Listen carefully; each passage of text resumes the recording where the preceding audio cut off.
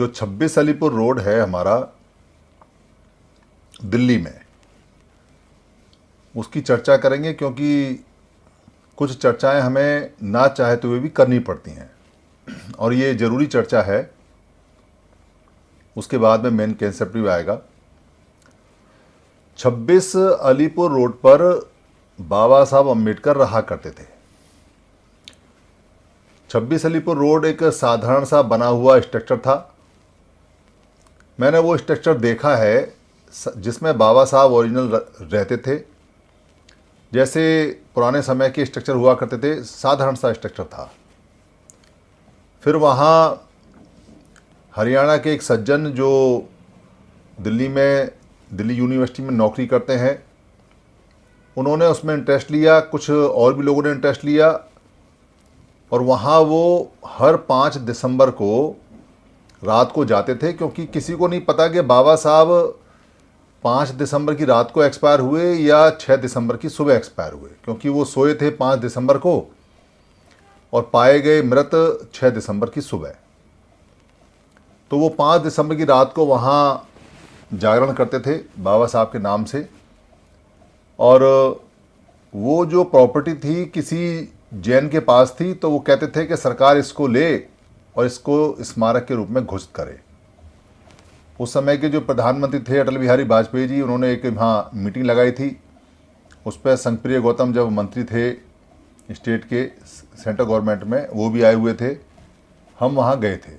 वो स्ट्रक्चर वैसा का वैसा ही था जब वो गवर्नमेंट ने लिया, जैसा ओरिजिनल था।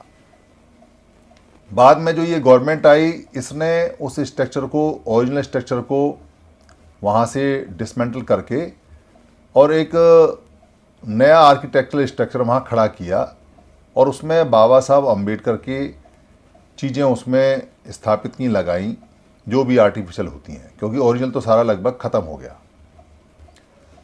उसके बाद में जो लोग वहाँ 5 दिसंबर की रात को कार्यक्रम लगाया करते थे, उनको 5 दिसंबर की रात को कार्यक्रम लगाना मना कर दिया। उसमें कुछ पार्टी पॉलिटिक्स हो गई, कुछ हमारे ही समण आपस में लड़ गए, भिड़ गए, क्योंकि स्ट्रक्चर बन गया, लोग उसमें अपना नाम करना चाहते हैं, नेतागिरी करना चाहते हैं, वहाँ नेतागिरी आड़े आ गई। उसके बाद में वो 5 दिसंबर की रात का जो कार्यक्रम था वो भी बंद हो गया। गेट लग जाते थे, लोगों ने दरवाजे पे ही मोमबत्तियाँ लगा दी। पिछले दिनों वहाँ पर जो मंत्री रहे हैं राजेंद्र पाल एडवोकेट, जब उनका मंत्री पद गया 22 प्रतिज्ञाओं की वजह से, एक बौद्ध धम्म दीक्षा का कार्यक्रम जो उन्होंने कराया था उसकी वजह से, तो उन्होंने एक मार्च का कार्यक्रम रखा था और वो मार्च उन्होंने अपने घर से 26 अलीपुर रोड तक रखी। उनका घर पास ही है, क्योंकि स्टेट गवर्नमेंट के जो नेता हैं उनके घर वहाँ पास ही हैं। वो पुराना सिविल लाइन एरिया है, पुराना सचिवालय। तो हम भी वहाँ गए थे। वहाँ लोगों ने डिमांड की कि 22 प्रतिज्ञाएँ कराइए, पर जो उस समय एक्स मंत्री यानी कि राजेंद्र पाल एडवोकेट जी थे, उन्होंने मना कर दिया। उन्होंने कहा कि जब दीक्षा होती है तब 22 प्रतिज्ञाएँ होती हैं। लोगों ने कहा कि आज 14 अक्टूबर है, बाबा साहब ने आज के दिन, उस दिन 14 अक्टूबर था, आज के दिन ही दीक्षा के लिए कहा है, पर उन्होंने मना कर दिया। 3-4 हज़ार के करीब आदमी रहे होंगे और वो सब उनको सहानुभूति के साथ में, क्योंकि उन्होंने मंत्री पद छोड़ा, 22 प्रतिज्ञा के लिए आए थे, बड़ा जोश था, पर 3-4 हज़ार आदमियों की बात को उन्होंने नहीं माना और 22 प्रतिज्ञा वहाँ नहीं हुई। 26 अलीपुर रोड पे कहीं भी जो स्मारक बना है उसमें 22 प्रतिज्ञा नहीं है। बाबा साहब की कुछ बातें हैं उसमें, पर 22 प्रतिज्ञाओं का कोई भी शिलालेख या कोई पट या कोई जिक्र नहीं है वहाँ पर। अभी जो हाल की घटना है वो घटना ये है कि 26 अलीपुर रोड पे 17 सितंबर को जो विश्वकर्मा डे मनाते हैं कुछ लोग, उन्होंने वहाँ पर कर्मचारियों के साथ में कोई पूजा वगैरह बेसमेंट में रखी। क्योंकि वहाँ हमारे लोग जाते रहते हैं, किसी को पता चल गया, उसने मैसेज किया, तो वहाँ जो एक वीडियो जारी हुआ उसमें दिल्ली के एक ग्रुप है जिसमें 6-7 वकील हैं और जो वो चलाते थे कार्यक्रम 5 दिसंबर का वो व्यक्ति हैं, उनके साथ 1-2 लोग और हैं। तो वो बता रहे हैं कि यहाँ ऐसे ऐसे विश्वकर्मा डे पे पूजा हुई और ये परंपरा बन जाएगी, और परंपरा बन जाएगी तो फिर आगे इनका अधिकार बन जाएगा। वो अपने हिसाब से ठीक कह रहे हैं जो कह रहे हैं, और उसमें वो एफआईआर लिखाने के लिए बोल रहे हैं। जो कानूनी पक्ष है जो वो करना चाहते हैं अपने हिसाब से वो ठीक कर रहे हैं, बोल रहे हैं। वहाँ और भी जो लोग हैं उन्होंने भीम आर्मी के नेताओं को भी संपर्क किया है, तो जाहिर सी बात है कि वहाँ वो लोग भी शायद आएंगे और वहाँ कोई आंदोलन वगैरह होगा। उन्होंने ये भी बताया वीडियो में कि फरवरी में एक जगह और है बाबा साहब की, जो 15 जनपद के नाम से जानी जाती है, जहाँ बाबा साहब अम्बेडकर का फाउंडेशन चलता था। वहाँ भी अम्बेडकर इंटरनेशनल करके उसको बना दिया गया अच्छे तरीके से। वहाँ टिकट लगता है ऑडिटोरियम बुक कराने के लिए, तो वहाँ भी शिवरात्रि पे किसी ने वो बुक कराया होगा और शिवरात्रि पे वहाँ पूजा की, तो वहाँ भी विरोध हुआ कि बाबा साहब अम्बेडकर के स्मारक पे शिवरात्रि का पूजा क्यों हुई, कार्यक्रम क्यों हुआ। हमने उस समय बताया था कि भाई अगर कोई किराए पर लेगा तो वो अपने हिसाब से इस्तेमाल करेगा, तो आप किराए पर देते क्यों हो, पर आप देने वाले लेने वाले हो कौन, क्योंकि तो गवर्नमेंट उसको चलाती है, गवर्नमेंट करती है और गवर्नमेंट के लोग बैठे हुए हैं। तो जाहिर सी बात है कि हमारे कुछ लोग जो आंदोलनकारी हैं, जो गर्म मिजाज के हैं, जो शॉर्ट टेम्पर के हैं और जो बहुत जल्दी में बहुत बड़ी क्रांति करने का सोचते हैं और अकेले ही अकेले क्रांति करने का सोचते हैं, उनको काम मिल जाता है। वो भी ठलुआ रहेंगे और काम ना मिले। जैसे भीम आर्मी को कोई ना कोई काम मिलता रहता है, कभी उनके खुद के जो नेता हैं उन पर गोली मार देते हैं, वो गोली से बच जाते हैं। फिर अभी सुना है कि उनके किसी कार्यकर्ता को सहारनपुर में गोली मार दी, उसकी टांग से आर पार निकल गई। कई लड़के भीम आर्मी के मारे गए।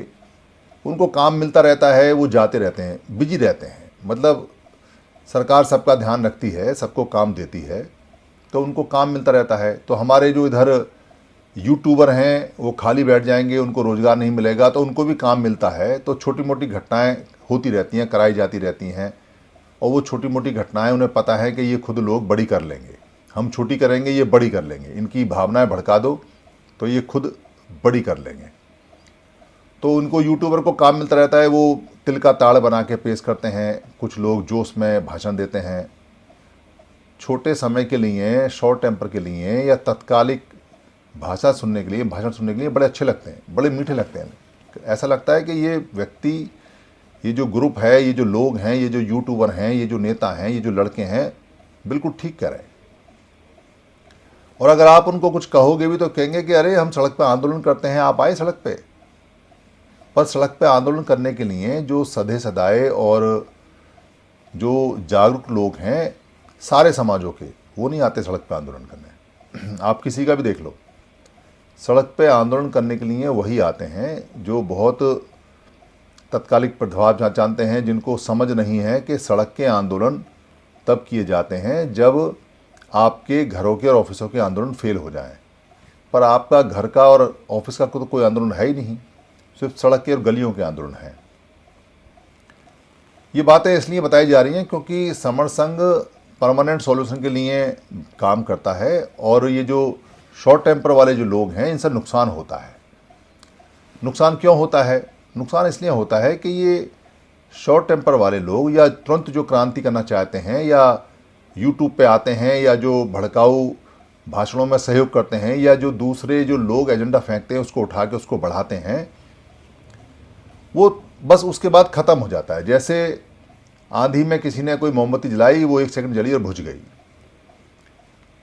बाबा साहब अम्बेडकर का संविधान हम कहते हैं, पर वो बाबा साहब अम्बेडकर का ही संविधान नहीं है, वो पूरे देश का और दुनिया का संविधान है। और भारत के हर नागरिक को वो संविधान सबसे पहली चीज़ है।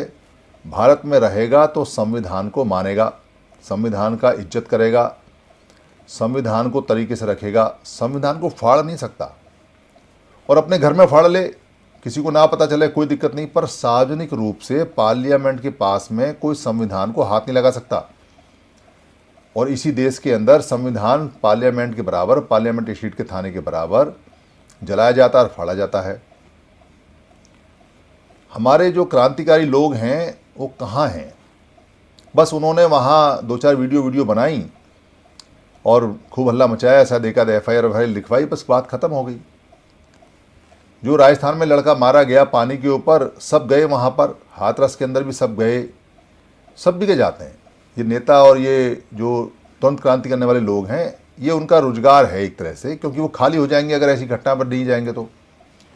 पर इन घटनाओं के बाद नहीं जाते, इन घटनाओं में क्या हुआ, इनका फॉलोअप क्या हुआ, वो जो संविधान फाड़ा गया था वो पूरे देश का संविधान था, तो पूरे देश की मूवमेंट क्यों नहीं बनी, और जिन लोगों ने एफआईआर कराई थी और जिनके खिलाफ कराई थी उस एफआईआर का क्या हुआ, क्या वो लोग फांसी तक पहुँचे या नहीं पहुँचे, जेल वेल में हैं या बाहर हैं, ये कोई अपडेट नहीं आता। मैं इसलिए बता रहा हूँ आपको क्योंकि भारत के अंदर जो सवर्णों के 29 लाख जो संगठन हैं, उनमें से जो बहुत जल्दी नेता बनने के लिए, बहुत जल्दी एमएलए एमपी बनने के लिए, बहुत जल्दी अपना चेहरा चमकाने में जो लगे हुए हैं, जिनको तुरंत तुरंत सब चाहिए, उन लोगों को ये नहीं पता रहता कि वो अपना भी नुकसान करते हैं और अपनी मूवमेंट का और सवर्णों का भी बहुत ज़्यादा नुकसान करते हैं। बाबा और वो जितना भी मूवमेंट चलाते हैं वो अपने पर्सनल तरीके से चलाते हैं, वो लोगों के इच्छा के अनुसार नहीं चलाते। बाबा साहब अम्बेडकर का संविधान जला, बात खत्म हो गई, पर किसी ने भी ये नहीं सोचा कि भाई इसका परमानेंट इलाज क्या है, और आखिर ये फाड़ने वाले जो लोग हैं इनकी हिम्मत कैसे हो जाती है, और हमारी हिम्मत इतनी कम क्यों है कि हमारा जो बात करने का तरीका है उस बात से ही काम क्यों नहीं चलता। सारे जितने भी सड़कों पर आंदोलन चलाते हैं वो अपनी सुविधा के अनुसार अपनी मर्जी से चलाते हैं। कैसे चलाते हैं? अपनी मर्जी से, अपनी सुविधा के अनुसार। बाबा साहब की 22 प्रतिज्ञाएं 26 अलीपुर रोड पर नहीं है, और 26 अलीपुर रोड रोज खुलता है, और सबको पता है कि वहाँ 22 प्रतिज्ञा नहीं है, और ये बाबा साहब की 22 प्रतिज्ञाएं उनके साहित्य का हिस्सा हैं, उसको गाते सब हैं, पर मूवमेंट नहीं बनी आज तक कि बाबा साहब के 26 अलीपुर रोड से 22 प्रतिज्ञाएं क्यों गायब हैं। क्योंकि मूवमेंट नहीं बनाते। मूवमेंट में मिलेगा क्या? ना तो चेहरा चमकेगा, ना कुछ चमकेगा, बस बोल कर निकल जाते हैं।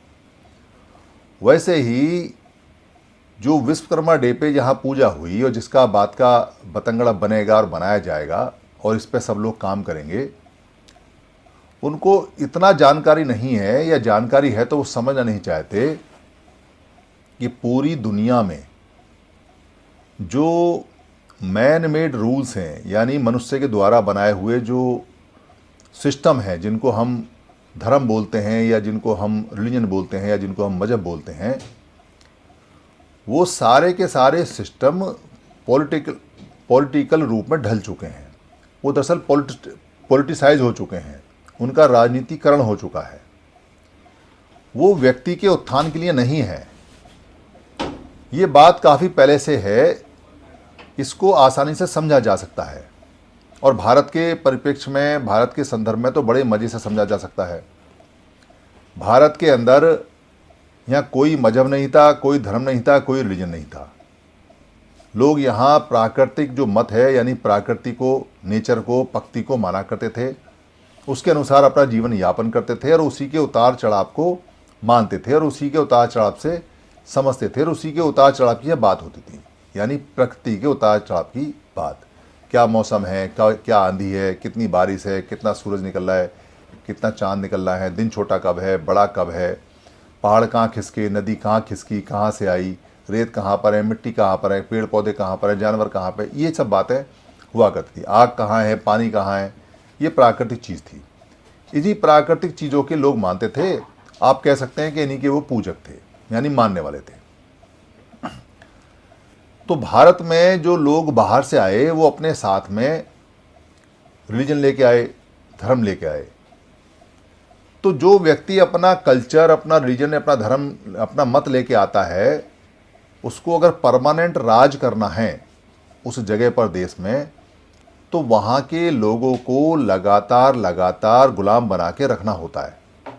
अगर लगातार आप उनको मानसिक रूप से गुलाम नहीं बनाएंगे, शारीरिक रूप से गुलाम नहीं बनाएंगे, आर्थिक रूप से गुलाम नहीं बनाएंगे, कल्चर के रूप से गुलाम नहीं बनाएंगे, तो आपके जो जीता हुआ एरिया है, जो आपने वहाँ राज किया है, जो आपने वहाँ राज पाया है, सत्ता पाई है, जैसे भी लड़के मर के, जैसे भी, वो कायम नहीं रहेगी, वो चली जाएगी। इसलिए जब यहाँ बाहर से लोग आए, जिनको हम वमन बोलते हैं, हमने नाम दिया वमन। तो वो अपने साथ जो लेके आए, उन्होंने अपने जैसे मत में बनाने की कोशिश की लोगों को। क्योंकि अगर हम किसी को अपने मत में ले लेते हैं या हम किसी के घर में शादी कर लेते हैं, तो दोनों ही केसों में विरोध खत्म हो जाता है। मान लो श्रमणों ने आपस में शादियां कर ली तो जाति खत्म हो जाएंगी, तो विरोध खत्म हो जाएगा। अगर श्रमणों ने वमणों में शादी कर ली तो श्रमण और वमण का विरोध खत्म हो जाएगा। और अगर श्रमणों ने एक दूसरे के संतों को मानना शुरू कर दिया तो उनका विरोध खत्म हो जाएगा। और श्रमणों ने वमणों की कल्चर और वमणों ने श्रमणों की कल्चर माननी शुरू कर दी तो उनका विरोध खत्म हो जाएगा। यानी कि आप अगर किसी का मत मान लेते हैं या किसी के घर में अपनी रिश्तेदारी कर लेते हैं तो विरोध खत्म हो जाता है। इसलिए जितने भी शासक होते हैं जो जीतते हैं एरियाओं में, जो कब्जा करते हैं किसी भी तरह से, या इन्वेडर होते हैं, घुसपैठी होते हैं, या दूसरे देश पे आते हैं, वो कोशिश करते हैं कि वहाँ की कल्चर में रम जाएं, उनके लोगों से शादी कर लें, ब्याह कर लें और अपने मत को उनमें मिला दें या उनके मत में मिल जाएं, ताकि विरोध ना कम हो, विरोध कम हो जाए और मामला ख़त्म हो जाए, तो लड़ाई ना हो। वैसे ही सारे शासक करते हैं। यहाँ जो अरब से लोग आए, वो अपने साथ जो कल्चर लेके आए, उन्होंने वो मजहब या कल्चर यहाँ के लोगों को दिया, यहाँ के लोगों ने अडॉप्ट किया। जितने जितने लोगों ने अडॉप्ट करते चले गए उनकी कल्चर को, उतनी संख्या बढ़ती गई, उतना ही विरोध कम होता गया और उतना ही शासन करने का समय बढ़ता गया। अगर यहाँ के लोग उस कल्चर को अडॉप्ट नहीं करते तो उनकी संख्या हमेशा कम रहती, तो उनको शासन करने में बहुत दिक्कत आती, वो जल्दी चले जाते, शासक ने वो लूट लाट के चले जाते, तो जम गए। तो फिर यहाँ ईसाई लोग आए तो वो अपने साथ बाइबल लेके आए। तो जो बाइबल लेके आए यहाँ पर, तो उन्होंने यहाँ लोगों को ईसाई बनाया, ईसाई मत बनाया, अपनी भाषा इंग्लिश फैलाई, अपना कल्चर, अपना रहन सहन, अपना कोट पैंट, अपना टाई, अपने साथ जो सुविधा लेके आए थे वो, तो उन्होंने सुविधाएं दी, अपनी कल्चर दी, बाइबल दी, ईसाई बनाए, ताकि उनका शासन ज़्यादा दिन तक रुके और उनके विरोधी कम रहें। क्योंकि अगर ईसाई हो जाएंगे तो ईसाइयों को अंग्रेज कहेंगे तुम भी ईसाई हो, हम भी ईसाई हो, तो विरोध मत करो, तो विरोध नहीं करेंगे। इसलिए जितने भी रिलीजन वाले लोग हैं या मत वाले लोग हैं या जितने भी मजहब वाले लोग हैं, वो किसी भी कंट्री में जाएं, जहाँ भी जाएं, वो कोशिश करते हैं हम अपने सरों की संख्या यानी हेड की संख्या बढ़ा लें, अपने लोगों की संख्या बढ़ा लें।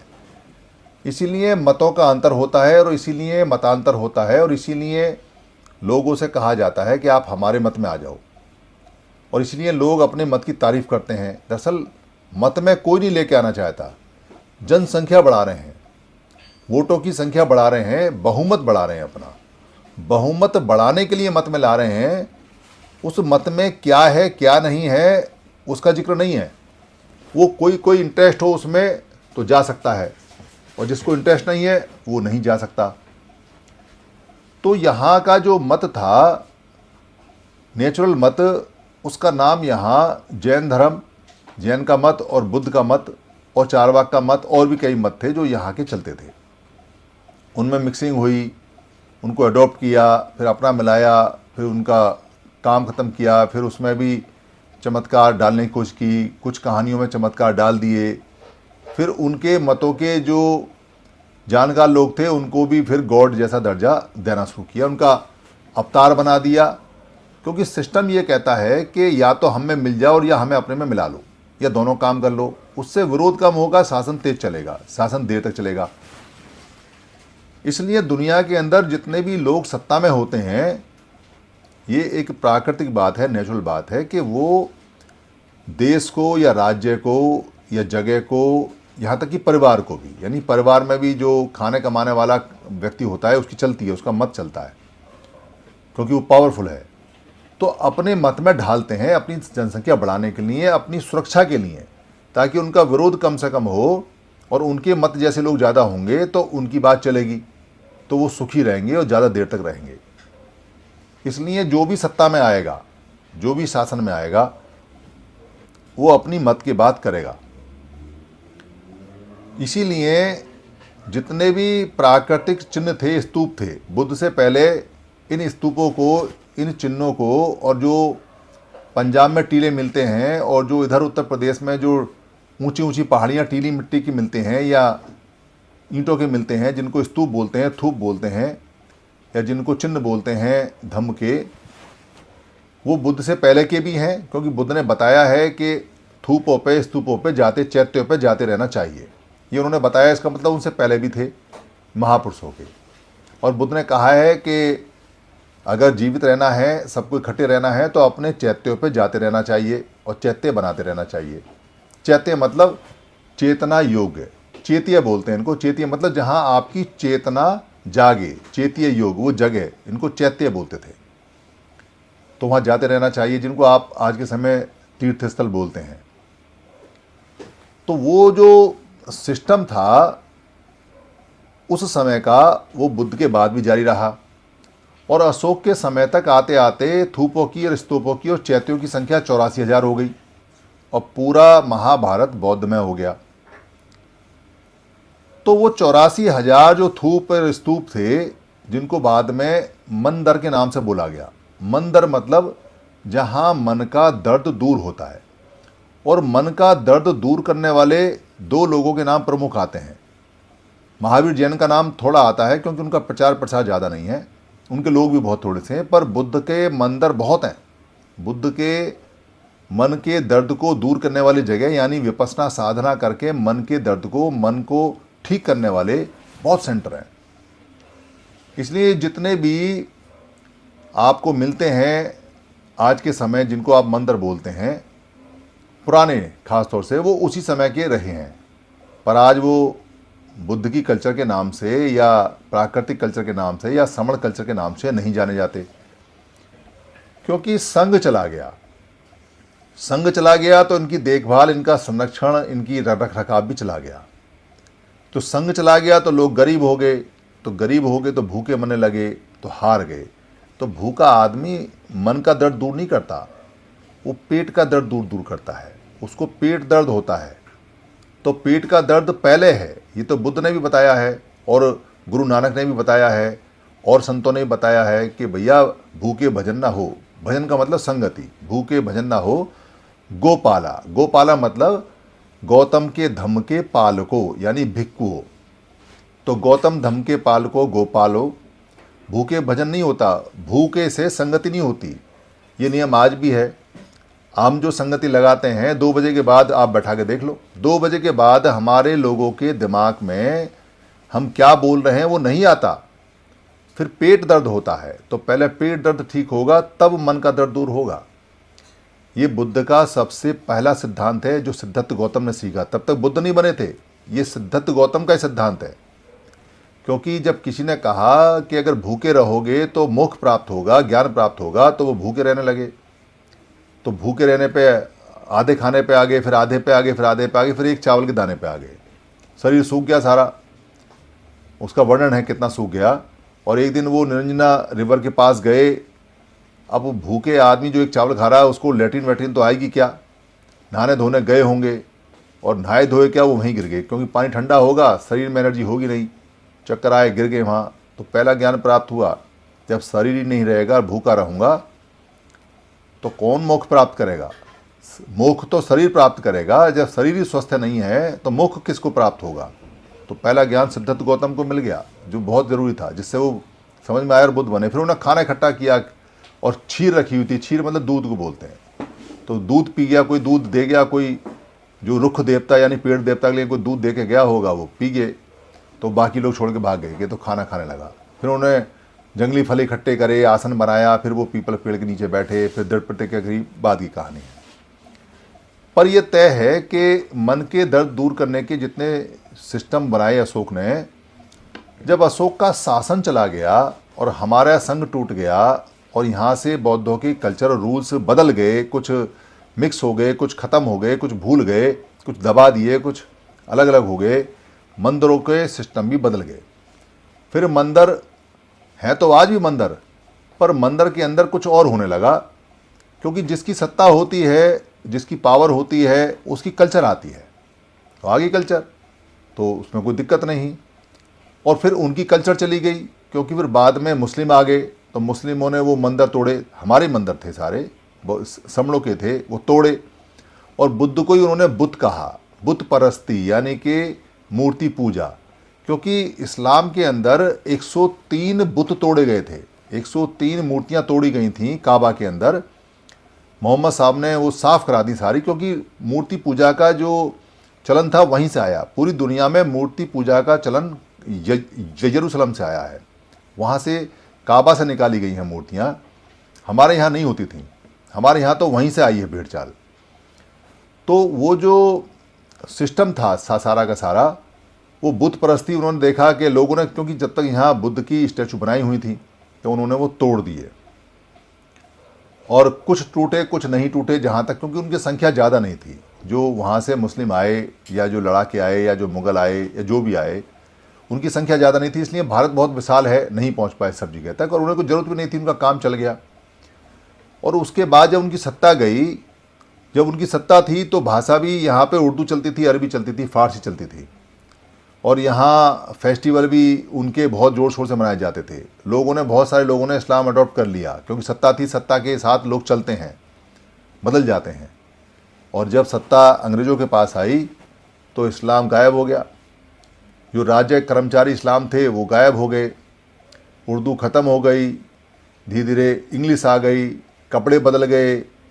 जो पहले सल्तनत हुआ करती थी, फिर वो सल्तनत से नाम बदल गए, फिर वायसराय हो गए, हर चीज़ बदल गई। रहना खाना पीना, तो सत्ता के साथ तो बहुत सारे लोग अंग्रेज भी हो गए, ईसाई भी हो गए, तो चली गई सत्ता। तो सत्ता जाने के बाद में बाबा साहब को तो ये समझ थी कि ये कैसे बदलता है कैसे नहीं, इसलिए उन्होंने तो परमानेंट इलाज दिया कि आपको पुरानी कल्चर समण धम्म में जाना है, और समण धम्म को उन्होंने बौद्ध धम्म के नाम से बताया उस समय। पर हमारे लोग बौद्ध को मजहब समझ के काम करते हैं, इसलिए जीत नहीं पाते। अगर वो बुद्ध को समण कल्चर समझ के काम करेंगे और सारे समण संतों के साथ मिलकर काम करेंगे तो जल्दी जीत जाएंगे। पर बुद्धिस्ट लोग बुद्ध के नाम से काम करते हैं। अगर किसी ने रविदास जी का नाम ले दिया, किसी ने कबीर साहब का नाम ले दिया, तो उनके आग लग जाती है, वो उनको ततैये काटते हैं उनको। अरे कबीर साहब भी उसी मत के हैं, समण मत के हैं, बौद्ध साहब भी उसी समण मत के हैं, रविदास जी उसी समण मत के हैं, और अगर वाल्मीकि जी का नाम ले दो तो और ज़्यादा ततैये काट जाते हैं, क्योंकि उनको तो ब्राह्मण बताया हुआ है। पर लोग तो वो समण हैं सारे। अब लोगों से मतलब रखो आप, पर नहीं रखते, उससे फेलियर होता है, उससे चीज़ें खराब होती हैं। ये अलग अलग मत चलते हैं, अलग अलग। तो आज के समय जो गवर्नमेंट है, अब वो अपने हिसाब से, अपने मत के हिसाब से काम करेगी। और उन्होंने जो काम किया है, जो प्रचार किया है, जिस प्रचार के वो दम पे आए हैं, अगर वो वही काम नहीं करेंगे तो अगली बार कैसे आएंगे। और सत्ता में सबको बने रहना है। अरे जो विपक्ष लड़ता है वो भी तो सत्ता में जाने के लिए लड़ता है, और जो लोग हैं वो भी तो सत्ता में जाने के लिए लड़ते हैं। तो सत्ता में जाने का रास्ता लोगों से होके जाता है, और लोग तभी आपकी बात मानेंगे जब आप उनके फ़ायदे के लिए या उनके मत के हिसाब से या उनकी कल्चर के हिसाब से या जो आपने प्रॉमिस किए वो काम पूरा करोगे। अगर वो काम पूरा नहीं करोगे तो क्यों आपको लोग मानेंगे। तो इसलिए अगर मान लो बाबा साहब अम्बेडकर के स्मारकों का, चाहे वो महू है, चाहे वो 26 अलीपुर रोड है, चाहे वो 15 जनपथ है, चाहे वो बोध गया है, चाहे वो कोई और भी है, चाहे वो किसी और के भी समणों के मत हैं, अगर उनका वो अपने हिसाब से चेंज करते हैं, बदलते हैं, अपनी कल्चर के हिसाब से उसमें पूजा करते हैं, पाठ करते हैं, तो आप कुछ नहीं कर सकते भाई।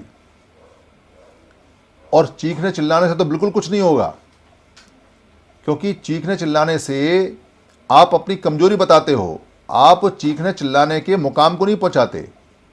अगर संविधान फटा है तो पूरे देश का था, पर चलो अगर आपने एफआईआर कराई तो उसको फांसी तो चढ़ाना चाहिए था, उसको उम्र कैद तो पहुंचाते, इतने साल हो गए।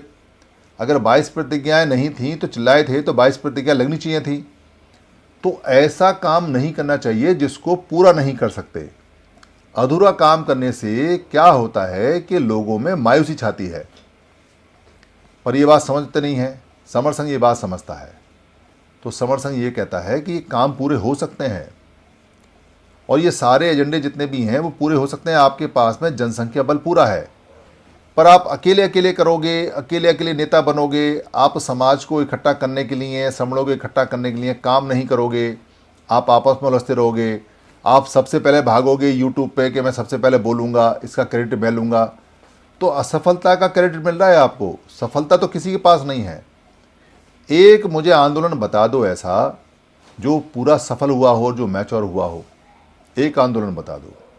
ले दे के आपके पास में एक 2 अप्रैल 18 की घटना है, उसमें भी पूरी तरह से सफल नहीं है हम, वो भी दूसरे के हाथ में है। मिल गया तो ठीक है, नहीं मिल गया तो छुट्टी। चूंकि आंदोलन बड़ा था, संघ का आंदोलन था, इसलिए सफलता मिली, पर पूरी नहीं मिली। तो जितने भी इस तरह के लोग हैं जिनको काम मिलता है और वो काम पकड़ के चल देते हैं दूसरों के प्रचार प्रसार में और उनके एजेंडे में, उनको ये सोचना चाहिए कि पुराने सिस्टम में उन लोगों ने सारी कल्चर बदली है, जो सत्ता में रहे हैं और जो इकट्ठे रहे हैं और जो संघ में रहे हैं। अगर आपको लगता है कि दोबारा से बुद्ध का कल्चर आना चाहिए, अगर आपको लगता है कि दोबारा से श्रमणों का कल्चर आना चाहिए, अगर आपको लगता है कि संविधान के हिसाब से काम चलना चाहिए, अगर आपको लगता है कि बाबा साहब के हिसाब से काम चलना चाहिए, अगर आपको लगता है कि संविधान के हिसाब से काम चलना चाहिए, तो संविधान ये कहता है कि आपको इकट्ठे होना पड़ेगा। आपको कम से कम 51% लोग इकट्ठे एक तरफ रखने पड़ेंगे बहुमत में, तब जाके आप कुछ भी कर सकते हो। फिर आपको कहीं रोने की चिल्लाने की जरूरत नहीं है। आप समझो इस बात को कि जो सत्ता में होते हैं और जो उस सिस्टम को चलाते हैं, उनके मत के विरुद्ध में अगर कोई चीज़ आती है तो वो उसको ठीक कर लेते हैं, क्योंकि सिस्टम उनके पास होता है।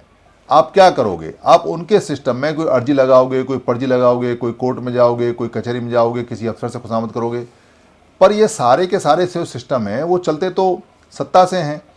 जो सत्तासीन होता है वो अपने मत के विरुद्ध में कोई काम क्यों करने देगा, और क्यों करना चाहिए उसे? तो उसका तो मत चला जाएगा, उसके तो लोग टूट जाएंगे, तो सत्ता में नहीं आएगा और उसको सत्ता में बने रहना है। इसलिए 26 अलीपुर रोड को अगर आपको इसका पूरा इंतजाम करना है, इसका पूरा सॉल्यूशन करना है, या 15 जनपद का करना है, या महू का करना है, या और जो मंदिर हैं उनके करने हैं, या और जो चीज़ें उनकी करनी है, तो आपको संवैधानिक रूप से इकट्ठा होना पड़ेगा। आप अपनी ताकत उसमें लगाइए बजाय इसके, क्योंकि ये चीज़ें चलती रहती हैं। पूजा पाठ होने से अंबेडकर के सिद्धांत नहीं बदलते, बुद्ध की मूर्ति तोड़ने से बुद्ध नहीं खत्म हो जाते, वो फैल गए, वो पूरी दुनिया में चले गए। इसलिए मूर्तियों में और पूजा पाठों में और इसमें अगर परमानेंट कोई इलाज होता, तो इतने दिन से पूजा पाठ हो रही है तो डॉक्टर अंबेडकर क्यों बुद्ध के लिए कह के जाते, क्यों बता के जाते कि आपको 22 प्रतिज्ञाएं, आपको पूजा पाठ नहीं करनी है? क्योंकि पूजा पाठ ये सब चीज़ें टेम्परेरी हैं। और ये जितने भी सिस्टम हैं, आपको जानकर ताज्जुब होगा कि ये पुराने श्रमणों के सिस्टम हैं, पर बताए जाएं कि सारे श्रमणों के सिस्टम हैं तो समझने वाले को भी इतनी समझ होनी चाहिए। क्योंकि कई बार हम जब बताते हैं कि कल्चरल जितनी भी चीज़ें हैं और उत्सव जितनी भी चीज़ें हैं, जैसे अब आज गणेश चतुर्थी है, अब ये गणेश चतुर्थी जो कल्चर है ये वप मंगल से आई हुई है। अब वप मंगल पाली का शब्द है। वप माने होता है बीज बोना, और मंगल माने होता है अच्छा, जिसको हम शुभ बोलते हैं, बढ़िया बोलते हैं। तो बीज बोने का काम आरंभ होता है आज से। लोग बीज बोने का, चूँकि अब फसल आने वाली है रबी की, तो उसका बीज बोते हैं, जौ बो के देखते हैं, गेहूं बो के देखते हैं कि उपजेगा या नहीं, जो पिछले साल बीज बचा के रखा था वो उपजेगा या नहीं। इसलिए उसको जो छोटा सा बर्तन है उसमें मिट्टी डाल के और उसमें डालते हैं कि इसकी कितनी पैदावार होगी, कितनी होगी, कहीं बीज खराब तो नहीं हो गया है। कभी ऐसा ना हो कि हम खेत तैयार करें, उसमें बीज डालें और हमारा बीज खराब हो जाए। तो वप मंगल उत्सव चलता है 10 दिन। 10 दिन में बीज जम जाता है और फिर उसका विसर्जन कर देते हैं। किस चीज़ का विसर्जन करते हैं? जो आपने और जो गेहूं आपने छोटे से बर्तन में उगाया है उसका क्या करेंगे? वो दोबारा तो लग नहीं सकता। रबी की फसल ऐसी होती है कि जो दाना जहाँ लग गया वो वहीं जमेगा। आप उसकी पौध नहीं लगा सकते, वो दाना लगता है, पौध और जितनी भी चीज़ें उनकी लग सकती है पर इसकी नहीं। इसलिए उसको विसर्जित कर देते हैं। विसर्जित मतलब है कि उसको जमा देते हैं, कहीं देखते रहते हैं कि क्या है क्या नहीं। तो इसलिए उसको नदी के आसपास में जहाँ पानी मिलता रहे वहाँ छोड़ देते हैं, ताकि वो जो पौध है वो ख़राब ना हो और जो जम सके जम जाए और जो उग सके उग जाए। ये वप मंगल उत्सव फेस्टिवल बुद्ध के समय से है। 11 साल की उम्र में जिक्र है बाबा साहब की किताब में कि वो एक जामुन के पेड़ के नीचे बैठे हुए विपश्यना कर रहे हैं और उनके खेत में हल चल रहे हैं और वप मंगल उत्सव चल रहा है। तो इसलिए बार बार बोलते हैं कि बप्पा मोरिया जल दिया। मोरिया मतलब मोरिया जो लोग हैं, जो समण मोरिया लोग हैं, मौर्य लोग हैं, उनका वप मंगल जल्दी आए ताकि बीज बोने का काम जल्दी आए, क्योंकि फसल चाहिए। और गणपति जो बोलते हैं, जहाँ लोग गण में रहते हैं, उसका जो नायक होता है उसको गणपति बोलते हैं। तो खेतों का भी कोई गणपति रहा होगा, कोई संघों का भी गणपति रहा होगा, गणों का कोई गणपति रहा होगा, कोई राजा रहा होगा। बताते हैं कि चंद्रगुप्त मौर्य को गणपति बोला करते थे, सम्राट अशोक को गणपति बोला करते थे, क्योंकि वो गणों के राजा थे, गण के पति थे। तो कहाँ तो बीज बोने का फेस्टिवल था और बीजों का विसर्जन करना था, पौधों का विसर्जन करना था, और कहाँ राजा का ही विसर्जन कर दिया। और हमारा तो जो टोटम है वो हाथी रहा है, तो जो गणेश जो स्टैचू है वो हाथी की है। पर हम इन बातों को बताते हैं तो इनको समझने के लिए दिमाग खुला होना चाहिए, क्योंकि कल्चर सारी भारत की है। बाहर से लोगों के पास कल्चर नहीं है। उनके पास कल्चर होती तो वो आते क्यों इधर? उनके पास कोई कल्चर नहीं है। उनकी तो यह भुखमरी रही है, उनके एरिया बहुत ठंडे रहे हैं, रेतीले रेगिस्तान रहे हैं, पानी नहीं मिलता उन एरियाओं में, जानवर नहीं मिलता, औरत नहीं मिलती, आदमी नहीं मिलता, और यहाँ तो भरे पड़े। इसलिए कल्चर यहीं जहाँ ज़्यादा लोग होते हैं और जहाँ हरा भरा होता है, कल्चर वहाँ डेवलप होती हैं। वहाँ भी होती है, पर उनको कल्चर नहीं बोलते, उनको तो मारा मारी बोलते हैं, लूट मार बोलते हैं। और लूट मार कल्चर में नहीं आती। कह सकते हैं कि भाई उनका भी तरीका ये है, लूट मार का नेगेटिव है, कल्चर है नेगेटिव है, बोल सकते हैं। पर कल्चर जो आती है पॉजिटिव वर्ड है, तो पॉजिटिव वर्ड के हिसाब से कल्चर अच्छे के लिए इस्तेमाल होती है। लूट मार के लिए क्या बोलेंगे? तो वो जो सिस्टम है 26 अलीपुर रोड पे, वो जितने लोग हैं अब लगेंगे काम पे, सारे काम मिल गया। यूट्यूबर को 2 पैसे मिल जाते हैं, वो भड़काऊ भड़काऊ वीडियो बनाते हैं। तो 1000 अगर 1 लाख अगर आदमी देख लेता है यूट्यूब को, तो लगभग 1000 से लेके और 1500 तक रुपया मिलता है। तो किसी का अगर भड़काऊ वीडियो चल गया और 10 लाख लोगों ने देख लिया, तो उसका 15,000 रुपया बन जाता है। 15,000 रुपये बहुत है अगर एक वीडियो से मिल जाए। ऐसी अगर 4 भी चल जाए तो तनख्वाह बन गई, तो रोजगार है उनका। पर भड़काने से नुकसान कितना होता है? फ़ायदा तो कुछ नहीं होता। कोई सा भी यूट्यूबर या कोई सा भी यूट्यूब पे जो भड़काऊ भाषण देने वाले जो लोग होते हैं, वो कभी ये नहीं कहते कि अगर हम सारे इकट्ठे हो जाएं तो हमें भड़काऊ भाषण देने की जरूरत ही ना पड़े। हम सारे इकट्ठे हो जाएं तो ये यूट्यूबर जो 2-2 पैसे के लिए लड़ते हैं, इनको गवर्नमेंट से इतना पैसा मिल जाएगा, इनकी गवर्नमेंट में नौकरी लग जाएगी, क्योंकि समड़ों के पत्रकार ही कितने हैं। पर वो परमानेंट इलाज पर, बड़े इलाज पे काम नहीं करते, क्योंकि हैंड टू माउथ है सारे के सारे। आज कमाते हैं आज खाते हैं, आज कमाते हैं आज खाते हैं। तो गरीबी भी एक लाचारी होती है, जिससे कि उनको प्रेषित करना पड़ता है। उनकी तो मजबूरी है, भाषण देने वालों की भी और भाषण लगाने वालों की भी, यूट्यूबर की भी, नेताओं की। पर बाकी जो लोग हैं उनकी क्या मजबूरी है? उनको तो ये कहना चाहिए कि भाई ये चीज़ें छोड़ो, ये चीज़ें चलती रहती हैं, इन चीज़ों में दिमाग मत लगाओ। अगर दिमाग लगाना है तो इकट्ठे होने में लगाओ। अगर इकट्ठे होने में दिमाग लगा दोगे तो बाकी कहीं दिमाग लगाने की जरूरत ही नहीं है। अगर इकट्ठे होने में ताकत लगा दोगे तो बाकी कहीं ताकत लगाने की जरूरत ही नहीं है। मैंने एक व्यक्ति को फ़ोन किया, मैंने कहा भाई आपने ये फ़ोटो डाले हैं, ये फ़ोटो किस चीज़ के हैं? कह रहे जी भंते सुमित रत्न हैं, वो रथ बनाया है, उन्होंने संविधान बांटे हैं। तो मैंने कहा भाई कितने में बांटे, कैसे बांटे? तो कह जी पता नहीं। तुम गए वहाँ? कह रहा हाँ। तुम्हारे फ़ोटो हैं? हाँ। कह जी हमने फ़ोटो बहुत खिंचवाए। अच्छा संविधान से बांटने से क्या होगा? कह रही संविधान पढ़ते हैं, संविधान की जागरूकता होती है, और मैंने तो संविधान 1 साल पहले ले लिया था, मेरे पास तो बड़ा संविधान है। मैंने कहा अच्छा बताओ ज़रा 18वीं धारा क्या है? कह रहे जी वो मुझे पता नहीं क्या है क्या नहीं, मैंने तो एक बार भी नहीं पढ़ा, 18वीं धारा तक भी नहीं आए, फिर तुम कह रहे हो कि संविधान जागरूक करता है। कह रहे जी मैं बाद में बात करूंगा आपसे, बाद में बताऊंगा, मुझे पूरी जानकारी नहीं है। अच्छा मैंने कहा पैसे का कितना लेन देन हुआ? कह रहे जी उसकी भी जानकारी नहीं है। अच्छा तुमने कितना दिया? कह रहे जी उसकी भी जानकारी नहीं है। मतलब सिर्फ फ़ोटो खिंचवाने के लिए पहुंच गया और जानकारी कुछ नहीं है। ठीक है भीड़ बढ़ाई उसने, पर अलग अलग भीड़ बढ़ रही है ना, वो नुकसानदायक है। भीड़ तो चाहिए, सपोर्टर तो चाहिए, क्योंकि सारे लोग सोचने वाले नहीं होते हैं। पर हर एक व्यक्ति अलग अलग सपोर्टर लेके घूम रहा है और जागरूकता नहीं फैला रहा है, अंधविश्वास फैला रहा है। जब कोई किसी के अपने सपोर्टर को लेकर घूमता है और जिसको ये नहीं पता कि संविधान बांटने से क्या होगा, क्या संविधान है, क्या इसमें लिखा है, क्या क्या नहीं लिखा है, तो ये सपोर्टर अंधभक्त हो जाते हैं। और ऐसे अंधभक्त सपोर्टर पूछते नहीं कुछ भी और कहते कुछ नहीं है। वो अलग अलग अपना जो मास्टर होता है, जो उनका मालिक होता है, उसकी कमांड मानते हैं। मास्टर उनका दिमाग पूरी तरह से बंद कर देता है। उससे क्या होता है? उससे ये होता है कि ये छोटे छोटे जो घेरे हैं, छोटे छोटे जो दायरे हैं, हम इन्हीं में फंस के रह जाते हैं। पहले जातियों में फंसे हुए थे, बड़ी मुश्किल से बाबा साहब ने वहाँ से निकाला, तो अब संगठनों में फंस गए। जातियाँ 6,743 थीं, कम थीं, अब 29 लाख संगठनों में फंस गए। अब और बड़ी ज़्यादा समस्या है। तो बड़ी समस्या है तो बड़ा काम करना पड़ेगा, और अगर बड़ी समस्या में बड़ा काम नहीं किया तो फंस के मर जाएंगे। जैसे जाल होता है, अगर जाल बड़ा भी तो क्या हुआ, काटना तो पड़ेगा। इसीलिए यहाँ समर संघ के अंदर जितने भी लोग आते हैं उनको ये रिक्वेस्ट की जाती है, उनको ये कहा जाता है कि भाई आप अपना माइंड खोलिए, ओपन योर माइंड, अपना माइंड खोलिए, इसका विस्तार कीजिए, सोच का विस्तार कीजिए, और सोच समझ के देखिए क्या 29 लाख संगठनों से हमारा कोई भला हो सकता है? क्या जो अलग अलग लोग लड़ते हैं, अलग अलग लोग रहते हैं, उससे भला होने वाला है क्या? एक घटना घटती है तमिलनाडु में, एक घटना घटती है महाराष्ट्र में, एक घटना घटती है दिल्ली में, एक घटना घटती है पंजाब में, एक घटना घटती है बिहार के अंदर, एक घटना घटती है पश्चिम बंगाल के अंदर। इनके लिंक नहीं है आपस में।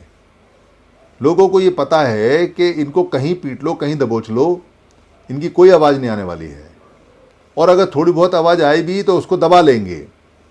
पर अगर बड़ी आवाज़ आई तो उसको दबा सकता है कोई? फिर आवाज़ की ज़रूरत ही नहीं पड़ेगी। इकट्ठे हुए लोगों पे एट्रोसिटीज़ नहीं होती। इकट्ठे हुए लोग एट्रोसिटीज़ करते हैं, उन पे होती नहीं है। इसके उदाहरण है पूरी दुनिया में। आप अपने आसपास देख लो कि मोहल्ले में जो सबसे दबंग फैमिली होगी वो इकट्ठी रहती होगी, वो किसी नहीं दबती, वो दबाती है सबको।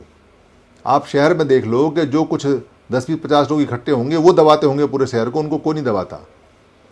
आप देख लो कि पूरी दुनिया के अंदर जहाँ ज़्यादा देश इकट्ठे हैं उनको छोटे देश जो इकट्ठे हैं वो दबा लेते हैं। दुनिया में आज के समय फिर वो जो वॉर थी, जिसको अमेरिका और यूएसए वॉर बोलते थे, उसका फिर समय आ गया है।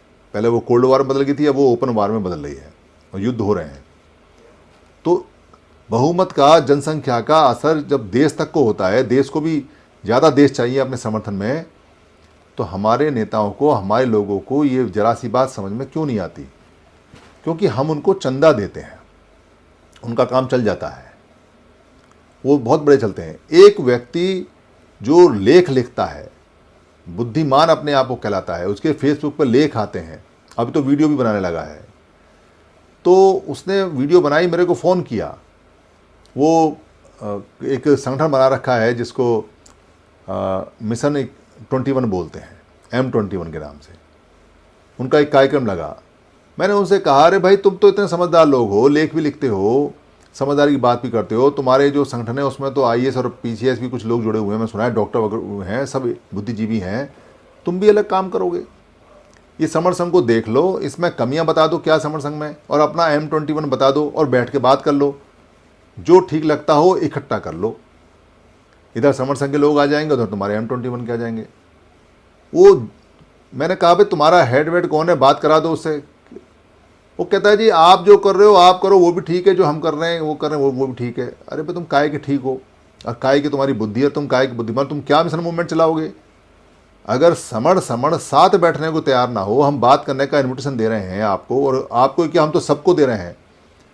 अगर आप बात करने लायक भी नहीं हो और आपकी सोच इतनी है कि आप बात करोगे तो आपको डर है कि आपका संगठन ना खत्म हो जाए, तो ऐसा संगठन क्यों चलाते हो भैया? जिसकी सोचने से वो खत्म होता हो तो बेकार है। अगर आपको लगता है कि समर संघ के साथ बैठने से आपका संगठन खत्म हो जाएगा, तो ये मान लो कि आपका संगठन कमज़ोर है, तो कमज़ोर संगठन के साथ रहना क्यों? और अगर आपको लगता है कि आपके साथ बैठने से आपका संगठन जो समर संघ है उसको खा जाएगा, तो खा जाओ। तो कम से कम समर संघ को पता चल जाएगा कि वो कितना कमज़ोर है, कितना नहीं है। पर होना तो एक ही है ना। अच्छा तो ये रहेगा, कोई किसी को खा जाओ, कोई किसी में विलय हो जाओ, पर एक हो जाओगे तो ज़्यादा ताकत बनेगी, और भी लोग आएंगे। पर कोई नहीं आता, कोई बात करने को तैयार भी नहीं है। अब तो फ़ोन उठाने भी बंद कर दिए लोगों ने, क्योंकि सब लोगों को ये लगता है कि अगला प्रधानमंत्री वही है 2024 में। हर आदमी मिशन 2024 में पूरी ताकत से लगा हुआ है, चाहे वो 3 है, चाहे वो 2 है, चाहे वो 1.5 है, चाहे वो आधा है, चाहे पौना पौआ है। पर हर एक को ये लगता है कि अब जो चुनाव आने वाला है, सारे लोग उसी को प्रधानमंत्री बनाने वाले हैं, और प्रधानमंत्री वो बनता है जो 100 साल तक मेहनत करता है। पूरी हिस्ट्री उठा के देख लो, कब कांग्रेस स्टार्ट हुई और कब प्रधानमंत्री बनने शुरू हुए, और जो आजकल प्रधानमंत्री बनते हैं उन्होंने सिस्टम कब बनाया और कब जाके प्रधानमंत्री बनते हैं। और हमारे लोग तो यूट्यूब पे 2 गाली दे के प्रधानमंत्री बनने के सपने देखते हैं यूट्यूब पे। और जो बुद्धिजीवी जिनको बोलते हैं, जो खास तौर से यूनिवर्सिटी में पढ़ाते हैं, क्योंकि उनको छूट है, वो कुछ भी बोल सकते हैं, वो कोई भी नेतागिरी कर सकते हैं, वो राज्यसभा का टिकट भर सकते हैं, वो एमपी का भर सकते हैं, वो लोकसभा का, उनके सिस्टम में है कि वो चुनाव लड़ सकते हैं, उनकी नौकरी नहीं जाती। चुनाव लड़ने के लिए नौकरी छोड़ने की जरूरत नहीं है। तो वो सारे के सारे जितने भी हैं यूनिवर्सिटी में हमारे जो लोग हैं, वो गोल गले की कमीज पहन लेते हैं और उनका एक ही सपना है, एमपी तो बन नहीं पाएंगे पर राज्यसभा में पहुंचने का फुल सपना देखते हैं। कोई पहुंच जाता है तो उनका सपना और दर्द करता है। हर व्यक्ति राज्यसभा में पहुंचने के लिए जी जान लगा रखा है। इतने भारी भारी शब्द इस्तेमाल करता है जब बोलता है कि ताकि वो लोग कहें कि मैं बुद्धिजीवी हूँ, और राज्यसभा में बुद्धिजीवी जाते हैं। समस्याएं बहुत सारी हैं, पर डरने का नहीं है, घबराने का नहीं है। डरने का घबराने का इसलिए नहीं है क्योंकि एक अकेला सिद्धार्थ गौतम, जिसकी सोच से भी परे था, जिसने कभी नहीं सोचा कि वो कोई परिवर्तन कर सकता है, क्योंकि वो जानता था कि अकेला व्यक्ति परिवर्तन नहीं कर सकता, पर हिम्मत नहीं हारता। घर से बाहर निकाल दिया, संघ से बाहर निकाल दिया, सजा हो गई तो अपने काम पे लग गया। तो ये सोच के नहीं लगा था कि प्रधानमंत्री बनना है या विश्वगुरु बनना है या राजा बनना है या क्या बनना है। ये सोच के बना कि दुख दूर करने हैं, पहले अपने करने हैं, और जब अपने आगे दुख दूर हो गए, समझ में आ गया, तो फिर सोचा चलो औरों के भी कर देते हैं। तो औरों के दुख दूर करने निकला तो काम ही करता रहता था 45 साल तक। तो सिद्धार्थ गौतम तो मर गए, यानी बुद्ध तो मर गए। उनको नहीं पता कि उनके द्वारा किए हुए काम की वजह से यहाँ 3.5 अरब लोग, आज के समय 4 अरब लोग उस पद्धति को अपनाते हैं जो वो दे के गए, और जो आज़ादी की पद्धति है। और जो संघ बनाया उन्होंने इसलिए नहीं बनाया था कि कहीं राज करना है या सम्राट अशोक जैसा राज आएगा या कुछ करेगा, इसलिए बनाया था कि ताकि काम की स्पीड बढ़ जाए और लोग जल्दी से मोक्ष प्राप्त कर लें और शुद्ध हो जाएं और अच्छे हो जाएं, ईमानदार हो जाएं, क्योंकि वो धार्मिक काम था। तो सिद्धार्थ गौतम तो चले गए, बुद्ध तो चले गए, पर उनको नहीं पता कि उनके सिद्धांतों से सम्राट अशोक जैसा राजा कितने दिन तक काम किया उसने, और कहाँ कहाँ फैला दिया उनके सिद्धांत को। इसलिए सिद्धार्थ गौतम से, बुद्ध से मेहनत करना सीखना चाहिए, डॉक्टर अंबेडकर से मेहनत करना सीखना चाहिए। डॉक्टर अंबेडकर ने कभी सोचा कि वो लिखेंगे संविधान? कभी सोचा कि आज अगर वो डॉक्टर अंबेडकर तो चले गए, पर आज उनके नाम का ख्याति पूरी दुनिया के अंदर है, जो चला गया उसे क्या पता रहता है। पर काम उन्होंने शिद्दत से किया, काम उन्होंने मेहनत से किया, और जुड़ने जोड़ने का काम किया, लोगों को समझाने का काम किया। तो भूल जाएं बाकी बातें कि क्या है क्या नहीं है। हमारे पास में वो फार्मूला है जो हमें हमारे महापुरुषों ने दिया हुआ है कि अगर हम काम करेंगे और इकट्ठा रहेंगे और इकट्ठा करने का करेंगे तो सफलता आएगी ही आएगी। ऐसा हो सकता है कि हमारे मरने के बाद, आपके मरने के बाद आए, पर आएगी ज़रूर। और ऐसा भी हो सकता है कि अगर हमने ज़्यादा मेहनत कर दी तो हमारे जीते जी भी सफलता दिखाई दी। और सफलता तो जैसे काम करते हैं वैसे आती है। और ये क्या कम सफलता है कि आज के समय जब हम संगति लगाते हैं तो वहाँ परिवार जैसा माहौल हो रहा है और लोग एक दूसरे के दुख दर्द में बात करते हैं और एक दूसरे को सहानुभूति से बात करते हैं, मिलते हैं जुलते हैं और एक दूसरे के चेहरे को देख के खुश होते हैं। ये सफलता है। बच्चे खुश होते हैं। आज के समय हम कह सकते हैं कि हर एक शहर के अंदर हमारा कोई ना कोई संगी है। थोड़े समय बाद हम ये कह पाएंगे कि हमारा हर गांव में कोई ना कोई श्रमण संगी है। और क्या चाहिए हमको? जुड़ते जाएंगे, जीतते जाएंगे, जुड़ते जाएंगे, जीतते जाएंगे, यही मंत्र है। हमने कौन सा राज सत्ता के लिए काम कर रहे हैं? राज सत्ता तो पीछे पीछे आ जाती है। जब लोग जुड़ जाते हैं तो राज सत्ता खुद कहती है मुझे भी साथ ले चलो। आपकी इच्छा है, आप लेना चाहो लेना, नहीं लेना चाहो मत लेना। रास्ता खुला हुआ है, किसी भी संघी को मना नहीं किया हुआ है। जो राजनीति में जाना चाहे जा सकता है, पर संघ नहीं जाएगा ये बता दिया है, क्योंकि संघ परमानेंट बॉडी है। ये नहीं जाएगी। पैसा भी पीछे पीछे आता है। पैसा कहता है हमको भी साथ ले लो। जिसको पैसा पकड़ना हो वो बिजनेस में चले जाना, पर रास्ता संघ से जाएगा। किसी को एजुकेशन चाहिए तो एजुकेशन भी मिलेगी। पीछे पीछे आते हैं सारी यूनिवर्सिटी कॉलेज। जिस यूनिवर्सिटी में जाओ उसमें एडमिशन ले लो। हर चीज़ पीछे पीछे आती है अगर आप इकट्ठे होकर चलते हैं, और हर चीज़ भाग जाती है अगर आप अकेले अकेले चलते हैं। अकेले अकेले आदमी की तो दोपहर को 2 बजे परछाई भी भाग जाती है। वो परछाई ढूंढता रहता है। जब सर के ऊपर वो आता है, सूरज आता है, तो देखता है तो परछाई भी साथ छोड़ गई अकेले आदमी की। इसलिए अकेले नहीं रहना है, जुड़ना है और जोड़ना है, जुड़ना है जोड़ना है। पर कैसे जोड़ोगे? सितंबर कल 20 हो जाएगा, 10 दिन सितंबर के रहे हैं। ये तय हुआ था कि सितंबर तक सब लोग अपने अपने परिवारों के रिश्तेदारों का खर्चा 11 फरवरी की जो संगति हमारी है, जो इस बार हमारा जो टाइटल है उसमें सभी बुद्धिजीवी आने हैं, यानी वाम सेब के पुराने जितने भी लोग हैं वो भी आने हैं, संगठनों के पुराने लोग हैं वो भी आने हैं, जो महिलाएं हैं जो काम करती हैं वो भी आने हैं, घर परिवार के लोग भी आने हैं, और सारे समर संगी आने हैं, और जो हमारे संत हैं समागम में वो भी सब आने हैं। हर व्यक्ति को आना है, चाहे वो कलाकार है, चाहे बुद्धिजीवी है, चाहे वो महिला है, चाहे पुरुष है, चाहे बच्चे हैं। तो आने का खर्चा जमा कराना है। खर्चा तो सब आपका अपना खुद का होता है, क्योंकि संघ तो पैसा लेता नहीं, पर आप जब आओगे जाओगे उसका इंतजाम करोगे तो उसका तो पैसा लगेगा। तो 350 रुपये लगते हैं। किसी के लिए भारी हो सकते हैं और किसी के लिए भारी नहीं हो सकते।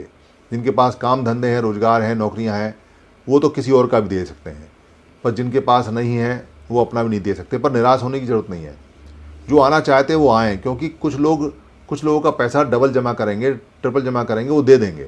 जो आना चाहते हैं वो आएँ, पर नाम लिखवाएं कि कितने लोगों का कौन कौन लेके आ रहा है। सबसे पहले अपने परिवार के नाम लिखवाएं कि परिवार में कितने लोग हैं। बड़े का 350 रुपये है, जो 10 साल से 18 साल तक यंग है उसके आधे पैसे 175 रुपये हैं, और 10 साल से छोटे बच्चों के 25 रुपये मात्र हैं। अगर आप किसी का ज़्यादा दे सकते हैं तो ज़्यादा पैसा जमा करा दीजिए, क्योंकि कोई व्यक्ति अगर अपना खर्चा नहीं दे पाएगा तो उसका वहाँ एडजस्ट हो जाएगा, ताकि व्यक्ति को ये ना लगे कि वो आ नहीं सकता। तो आना तो सभी को है। तो जितना जल्दी हो सके उतना जल्दी आप अपने आसपास के जो स्पोक हैं, जो जानकार हैं, या यहाँ अभी आएंगे डिजिटल में आपको नंबर बता देंगे, अकाउंट नंबर दे देंगे, उसमें आप अपना नाम पता खर्चा इसमें जमा करा दीजिए, ताकि आपका नाम वहाँ चला जाए और वहाँ लिस्ट में ऐड हो जाए। जितनी जल्दी हम जुड़ेंगे उतनी जल्दी जीतेंगे। तो जितनी जल्दी हम अपना नाम लिखवाएंगे उतनी जल्दी हम आगे की संगतियाँ और अच्छी कर पाएंगे। आपने कहा कि मैं तो पहुंच जाऊंगा और खर्चा बाद में दूंगा, और आपने कहा मैं तो फरवरी में दूंगा आके। भाई इंतजाम भी तो करेगा संघ, जो इतने सारे लोग हैं, फिर इन पर दबाव पड़ेगा। इंतजाम तो हो जाएगा, फिर हर एक संघी को 10-10, 20-20 हज़ार रुपये एडवांस देना पड़ेगा, और आपको देने ही हैं। उससे क्या रहेगा कि एंड टाइम पे आप मान लो 2000 फालतू आ गए और हलवाई के पास खाना नहीं हुआ, फिर आप कहोगे इंतजाम नहीं हुआ, हम आए तो ऐसा हुआ। तो इंतजाम में खराबी होगी। 10-20% में ऊपर नीचे बढ़त को तो झेल लेगा संघ, पर 50% ऊपर नीचे हो गया तो हलवाई कैसे झेलेगा। फिर आप कहोगे व्यवस्था नहीं थी, ये नहीं थी, वो नहीं थी, और एंड टाइम पे व्यवस्था खराब होती है। पर संघों में व्यवस्था खराब नहीं होती, संघ के लोग समझदार होते हैं। ये कोई राजनीतिक पार्टी का जलसा तो है नहीं, जो रामलीला मैदान भरना है तो चले गए घूमते घामते। ये एक सिस्टमेटिक तरीके से काम करने वाला संघ है।